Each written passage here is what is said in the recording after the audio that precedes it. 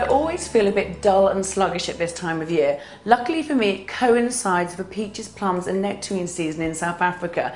These really give you a healthy glow. So I've thought of a dish using plums, ginger and pork.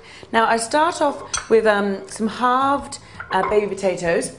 I like to keep the skin on because it really adds fibre to the dish. Just halve them, chuck them in. I'm afraid I have a weakness for pork at this time of year. Just season it really, really well. Then you get your nice crackling on top, making loads of mess. Bit of pepper. And do it over the potatoes so that excess seasoning goes into the tray. Pop it on top, and all the lovely juices from the pork will go right into the potatoes. And then add a few cloves of garlic. I keep the skin on as well because it really doesn't matter. Then pop it in the oven for about 60 minutes. So now this is my favourite part. This is a really zingy, strong plum compote. And the kind of zingy compote really cuts through the fattiness of the pork. I absolutely love it. Now when looking for kind of plums, there's three main colour kind of types. There's purple, red and yellow.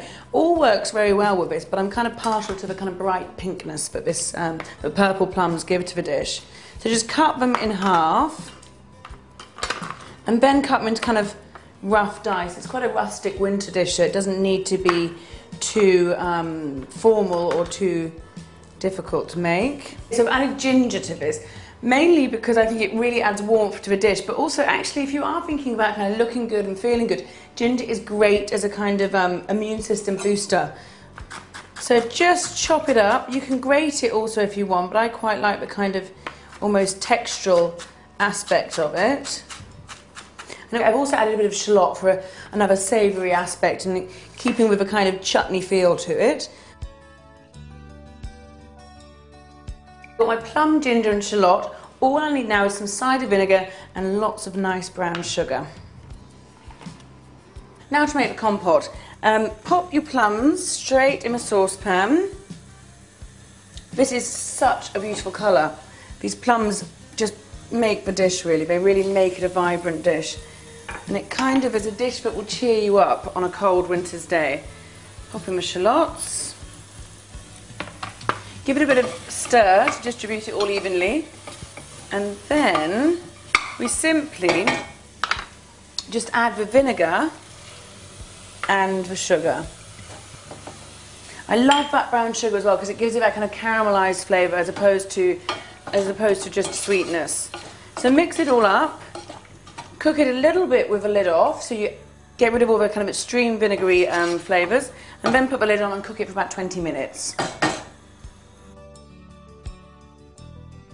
So just before your pork is ready, you can cook your cabbage. Really want to cook it last minute. We don't want those kind of school dinner cabbage smells going through your house, which I think all put us off the cabbage for life. Right, I'm going to add a bit of olive oil. You can use butter, whatever takes your fancy. Nice Savoy cabbage is wonderful this time of year too. So some Savoy cabbage. Now, I don't want it to fry too much, so add a little bit of water and then steam it. So give it a bit of a stir. Turn it down a little bit. Add a little bit of pepper and some salt.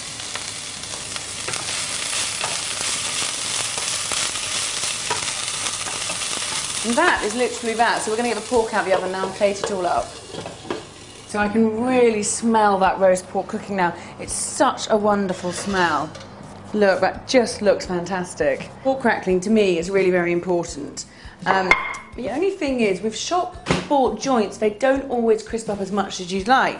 So my little tip for this is to simply take the skin off and put it back in the oven. That way you keep your nice, moist, succulent, non-overcooked pork and crisp up your skin. So, it's a bit fiddly, but cut the string off. Now then just take your knife and secure it on the board carefully so you don't cut yourself. And then run the knife round between the skin and the flesh. So now the pork needs to rest for 20 minutes anyway, so that can go back in the oven and crisp right up. So let's just get these potatoes out as well. These look so, so good. pour all the lovely juices out there as well. Don't lose any flavour. Pour that back over the pork. It really is yummy. Then pop the crackling back in, and that goes back in the oven just while you're waiting for that to rest.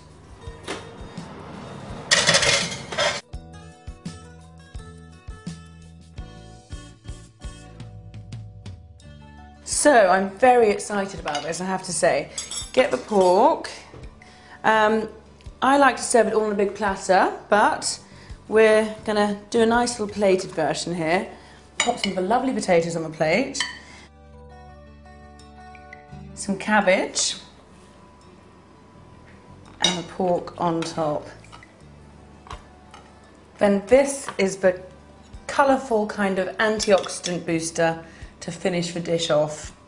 Just pile a bit of the compote on top and spoon around some of the juices. It really is a pretty dish. And there we have the roast pork with plum and ginger compote. Now don't forget, at this time of year though, South Africa also has some amazing peaches and nectarines, and they are all ethically and environmentally produced.